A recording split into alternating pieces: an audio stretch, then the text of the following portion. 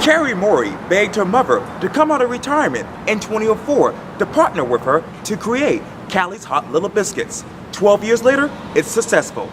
In this edition of Quintin's Close-Ups, I sit down with the owner, Carrie Morey, one-on-one. So we're sitting in a location which, from what I understand, is really calm and serene for you. Well, I do love coming here. It's a happy place for sure. It's not your typical bakery. Yeah. When we moved out here to the Navy base 5 years ago, we were looking to have a bigger space than our little shop on Meeting Street, and I just wanted to not be in a factory or a plant. And so when we came across this historic officer's home, I thought, this kind of feels like home. And we've got these great windows with pecan trees and magnolia trees outside, and if you have to come to work every day, you might as well love it aesthetically. So I love coming here to the bakery. That is so awesome. And you know, I was watching an interview last night, and someone referred to you as the Queen of Biscuits. I don't know about that. Isn't that Natalie Dupree's claim to fame? I heard that too. Maybe I could be her apprentice. I'm like the princess, maybe. Really? Maybe. Well, tell me this. When you take off your food hat, who's Carrie Morey? Oh, I'm just a mom of 3 girls. 3 girls under the age of 12, trying to carpool them around. I'm an Uber driver, part-time or full-time, taking them to and fro their activities. I'm just a regular old girl from Charleston that has really felt blessed for all of the opportunities that have come my way, and I've got a great family and I love what I do, and at the end of the day I don't really think there's anything else I could ask for. As we sit here right now, I believe it's your 12th year of business, and which I just told you this too. I believe you guys make over 1 million biscuits a year. I want to take you back to 2004 because that's when you really started, and I know you had some rough edges then. When I started Quintin's Close-Ups back in 2012, I just shot it with a flip video camera and borrowed clothes from my family. Walk me through how you got from 2004 to right now. With a lot of really good people on my team. I certainly did not do this on my own, and I couldn't have done it without some really dedicated team members that some of them have been with me since the beginning. So that has a lot to do with my success, and I think that just as a person, I'm pretty driven, and I wanted to create a lifestyle for myself that had incredible balance, where I could be with my children but also fulfill dreams of my own, and not intentionally, but it happened slow and steady, which I think has been a great benefit to my success. So, I think just learning to slow down and wait and be okay with being in the moment and where you are, and not needing to have all the answers or have a master plan has really helped me, as hard as it was at times. So, yeah. And I hope this is true, but you actually begged your mom to get out of retirement to help you co-partner this particular business, true? I did. My mom and I have always shared a passion for food, and I think it's inherent in you. Either you love it or you don't. And I think both of us had always wanted to own some sort of a restaurant or a specialty food store, but realizing what a huge time commitment that was, it didn't fit into my lifestyle of being a mom. So when I used to watch her make biscuits all the time. I used to serve them. I used to make them when she catered parties. So this was the one item on the menu that people always asked for. No matter what kind of party they were having, they always wanted her hand biscuits. And I was watching her make them one day when I was on maternity leave with my first daughter. And I said, you can't cater forever. It's such hard physical work. Why don't we take your best-selling product and try to package it and sell it? This was, back in 2004 when not many people were buying food over the internet. Right. So my mother, not being the computer savvy person that she is not, she said, "What are you talking about? You're crazy. That nobody would buy biscuits online." And I said, "Actually, I think this is going to be a huge, trend that we're going to see. Is everyone's buying everything online now." So I really had to twist her arm because she didn't understand the concept, and I certainly didn't have this master plan in mind. It was can I create a business where I can work a little and be a mom? And it just slowly evolved into something else. Yeah. So that was the original plan. I don't think Mom would have ever thought that we would have. I know she didn't think that we would ever get to this place, and neither did I. She retired in 2009 and just decided that this was not really her dream but mine, but she helped me, inspired me to do it. So I'm very grateful to her for that. Yeah, let me stay on family, because from what I read too, you actually learned how to, bake cookies and pies from your grandmother on your father's side? Yeah. Who was Carrie back then?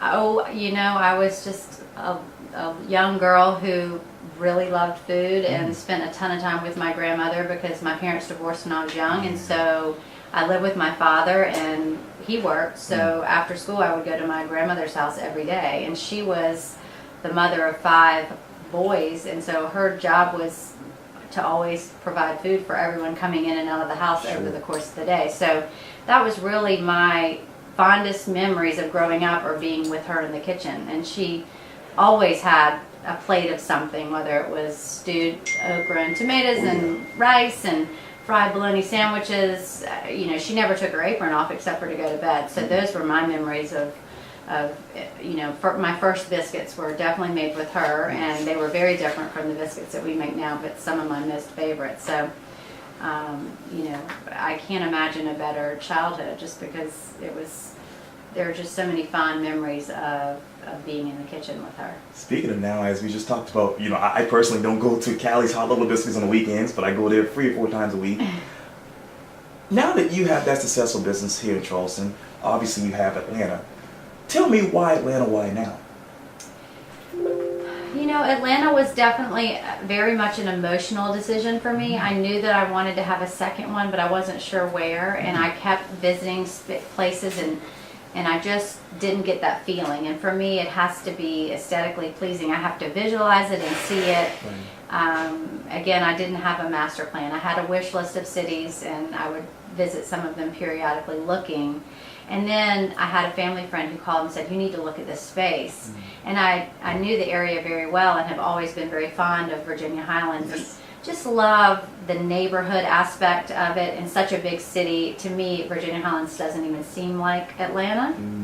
And the nostalgia of people and families strolling and shopping, and the tree-lined streets in the 1920s shopping center, I fell in love with it, which is not always a great business plan or model to go by, but for me, I have to really love where I am. Clearly the space we're in now is something that is very important to me, so I just saw it, I could visualize it, and I saw people baking in the window, and I had to make it happen. So it wasn't a master plan of I need to be in Atlanta. It was I love this space in Virginia Highlands, which happens to be in Atlanta. Too, I was watching that interview, and you basically said that, hey, eating biscuits make people happy. Well, it does, don't you think? Yes. I mean, it's comfort food, first of all. So, usually there's always a story about somebody's grandmother or aunt or sisters twice removed that made biscuits by hand, and it doesn't happen that often anymore.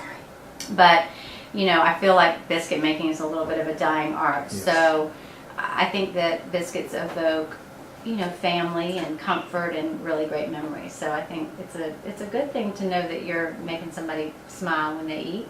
Exactly, I totally agree with that. You probably don't get that with kale. I don't smile when I eat kale.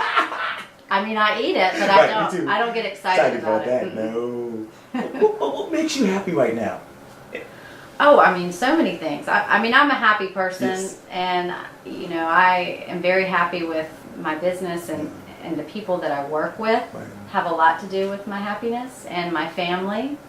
And I think that the future of Callie's, although I have no idea what that is, makes me happy. So for me, I love a surprise, and I love that this business has turned into what's going to happen next, and I have no idea.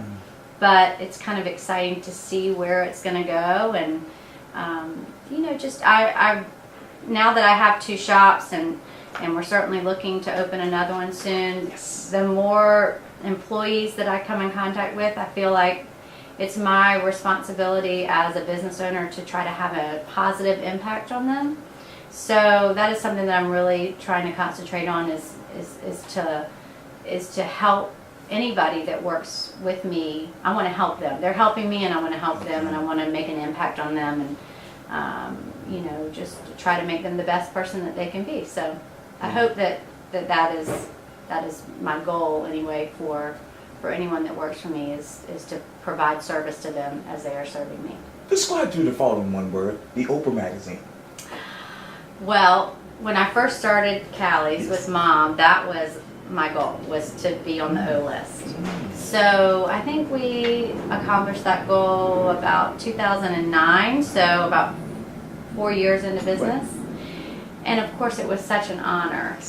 And we weren't on the O list for the show because they had stopped doing that, but we made it for the magazine. And we were terrified that we wouldn't be able to fulfill the orders, but we got through it, and what we learned is that people will wait. So as long as you provide good customer service and you tell them, we're a little back order, but we'll get you your order, and you communicate that. And so it was a really good learning lesson, as people aren't going to, as long as you let them know what's going on, they'll wait for good food. So Absolutely. It was such an honor, and even today we still tout that honor. So I don't blame you. The Today Show.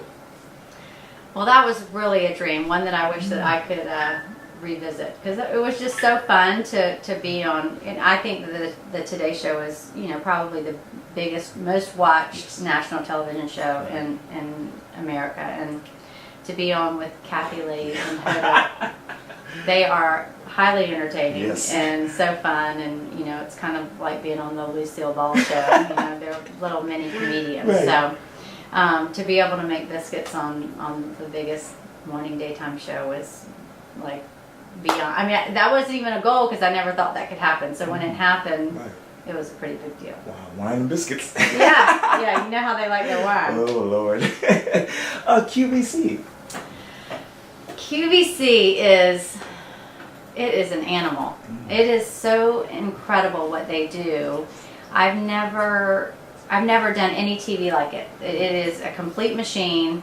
They are all about the dollar per minute, and it is such an incredible experience. It's great for exposure. It's great for learning how to be on live television, and it's an incredible place to sell a ton of biscuits in a short period of time. I was just on a couple weeks ago, and that was my 5th time being on, which I'm very honored to have been on. And say what you will about QVC, they know what they're doing, and they have an incredible devoted following of, I think it's something like 30 billion regular watchers, and those watchers do not leave QVC. They are huge QVC buyers, so they don't go anywhere else to shop.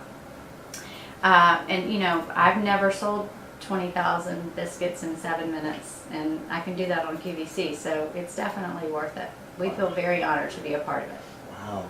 Well, Carrie Morey, this was so great. Thank you so much. Oh, thanks for coming out. Anytime. I'm happy to be a customer of Thanks yours. for being such a loyal customer at HLB. Anytime. I appreciate it. Absolutely. Thanks.